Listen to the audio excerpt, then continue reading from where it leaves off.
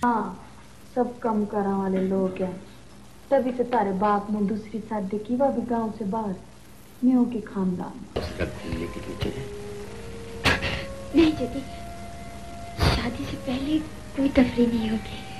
क्या कहता? जो हमारी मंजिल पड़ा वो कर लीजिए। अच्छा। अस्सलाम वालेकुम दोस्तों, आज हम बात करने जा रहे हैं शोबिस की उस मायानाज शख्सियत की जिसने 70 और 80 की दहाई में तकरीबन 20 साल तक राज किया। ये वो जमाना था जब पाकिस्तान टेलीविजन पर तलीम याफ्ता अदाकार प्रोड्यूसर्स का राज था। उस जमाने में अशफाक अहमद और बानो कुदसिया, डॉक्टर अनवर सजाद ड्रामा लिखा करते थे। तो वो अपने ड्रामे के लिए खालदा रियासत, शकील अहमद, तलत हुसैन और मुस्तनसर सैन तारड़ जैसे फनकारों के साथ एक अदाकारा को कास्ट करते थे और उसका नाम था रूही बानो। जी हाँ दोस्तों, 10 अगस्त 1991 को रूही बानो लाहौर में पैदा हुई। रूही बानो की जिंदगी की कुछ बातें आज आपसे इस वीडियो में शेयर करने जा रहे हैं। आपसे गुजारिश है कि अगर आपको ये वीडियो पसंद आए तो हमारी वीडियो को आपने लाइक करना है और चैनल को सब्सक्राइब करना है, और अगर हो सके तो अपने चाहने वालों के साथ शेयर भी कर सकते हैं। इससे हमारी हौसला अफजाई होती है। कराची, लाहौर, पेशावर, फैसलाबाद, कोयटा, एक रास्ता पाकिस्तान और एक रास्ता वर्ल्ड। आप दुनिया में जहाँ कहीं भी हमारा यूट्यूब चैनल देख रहे हैं, अस्सलाम वालेकुम। अस्सलाम वालेकुम दोस्तों, आज 25 जनवरी है। आज के दिन रूही बानो अपने खालके हकीकी से जा मिली थी।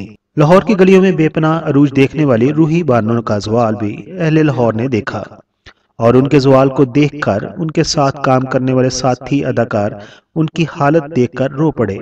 उनसे जलने वाले उनको नफ्सियाती अदाकारा भी कहते थे, सिर्फ इस वजह से कि उन्होंने नफ्सियात में मास्टर डिग्री हासिल कर रखी थी।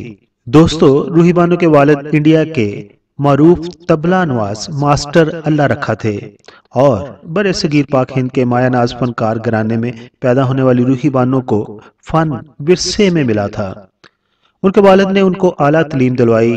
तलीम मुकम्मल करने के दौरान ही वो पाकिस्तान टेलीविजन के प्रोड्यूसर मंजूर हुसैन के साथ 70 की दहाई में हसीना मोइन के लिखे हुए पाकिस्तान के पहले स्क्रिप्ट ड्रामे की हीरोइन बनी। उस ड्रामे का नाम था किरण कहानी, और उस ड्रामे ने उनको शोहरत की उस मंजिल पर पहुंचा दिया। और फिर उसके बाद प्रोड्यूसर्स की अपने ड्रामों के लिए पहली तरजीह रूही बानो बन गई। उस वक्त जो ड्रामे बनते थे उनको पूरा पाकिस्तान देखता था, क्योंकि पाकिस्तान में एक ही टेलीविजन चैनल था, और शाम के वक्त गलियां और बाजार सुनसान हो जाते थे। अशफाक अहमद के लिखे एक मोहब्बत 100 अफसाने में उन्होंने मुस्तनसर सैन तारड़ के साथ जबरदस्त काम किया। दोस्तों, 80 की दहाई में जो बच्चे स्कूल जाते थे उनकी उम्र अब 40 साल से ऊपर है। वो सब ये जानते हैं कि उस वक्त मुस्तनसर सैन तारड़ सुबह की नशरियात में 7 बजे से पहले स्कूल जाने वाले बच्चों को कार्टून जरूर दिखाते थे ताकि उनका मूड अच्छा हो जाए, और बच्चों के चाचू के नाम से वो मशहूर थे। जी, तो बात हो रही थी रूही बानो की।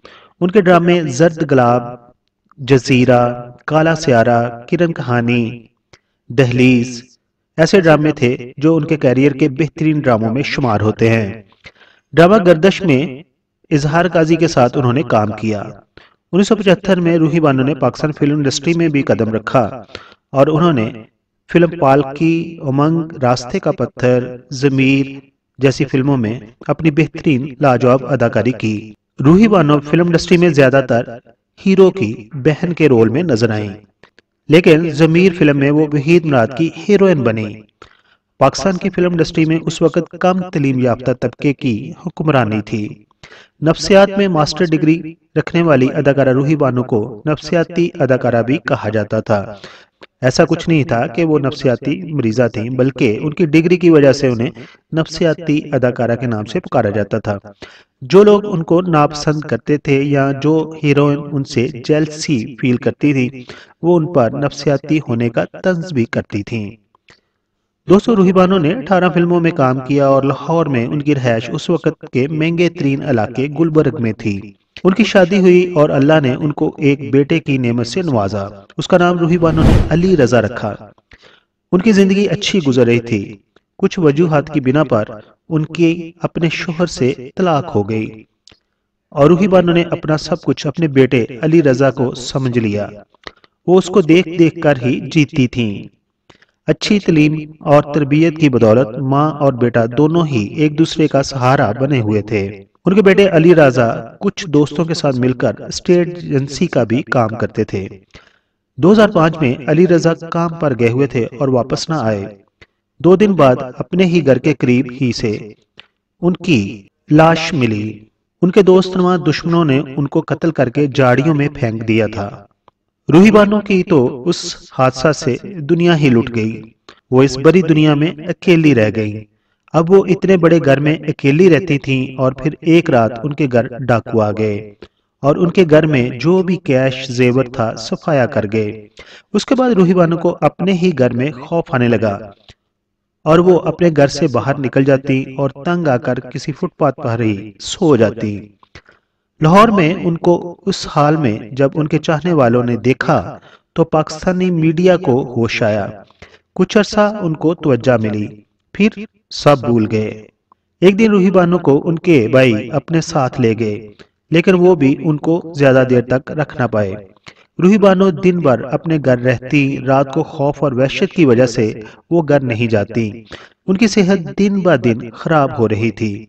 उन्हें दिमागी मसाइल के साथ साथ जिस्मानी मसाइल भी हो गए थे। वो गुर्दों के आर्जे में मुब्तला हो गई थीं। लाहौर के फाउंटेन हॉस्पिटल में वो जेर इलाज भी रहीं, जहां उनका इलाज हुआ। पाकिस्तान में उनकी कोई देखभाल नहीं हो रही थी। अस्पताल से आकर रूही बानो फिर अपने बेटे की तलाश में लाहौर की गलियों में निकल जाती और उससे ख्यालों में बातें करती। कोई खाना देता तो खा लेती, वरना भूखी ही रहती। फिर एक दिन उनकी बहन रुबीना, जो तुर्की में क्या वजीर थी, उनको अपने साथ तुर्की ले गई। 25 जनवरी 2019 को तुर्की के शहर इस्तांबुल से खबर आई कि उस्मानिया हॉस्पिटल में रूही बानो का इंतकाल हो गया है। उनकी बहन रुबीना ने मीडिया से राब्ता करके बताया कि ये खबर सही है और रूही बानो को तुर्की में ही दफनाया जाएगा। रूही बानो के जाने का खला आज तक पूरा ना हुआ।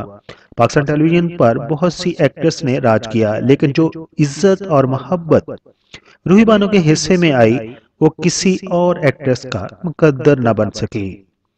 उसकी जिंदगी में ही हुकूमत पाकिस्तान ने उनको तमगाए हुस्ने कारकर्दगी से नवाजा था। दोस्तों, आज आपको बताते चले, इंडिया के मारूफ तबला नवाज जाकिर हुसैन उनके सौतेले भाई हैं और इंडिया में उनका बहुत इज्जत और एहतराम है। जबकि डबल MA नफ्सियात में मास्टर डिग्री रखने वाली रूही बानो दर दर भटकती रहीं और कुसुम परसी में इंतकाल कर गईं। अपना अरूज रूही बानो ने देखा और उनका ज़वाल अहले लाहौर ने देखा। बहरहाल ये किस्मत थी, नसीब था या फिर तकदीर का लिखा हुआ फैसला था। इसके बारे में हमारे सब्सक्राइबर कमेंट्स करके जरूर बताइएगा। दोस्तों, अगर आपको ये वीडियो पसंद आई है और आपकी मालूमात में इजाफा हुआ है तो हमारे इस वीडियो को लाइक कीजिए और हमारे चैनल को सब्सक्राइब कर दीजिए। अगर आप हमें फेसबुक पर देख रहे हैं तो हमारी वीडियो को लाइक जरूर कीजिए। अपना बहुत सारा ख्याल रखिए, अपनी फैमिली का बहुत सारा ख्याल रखिए। Thank you so much.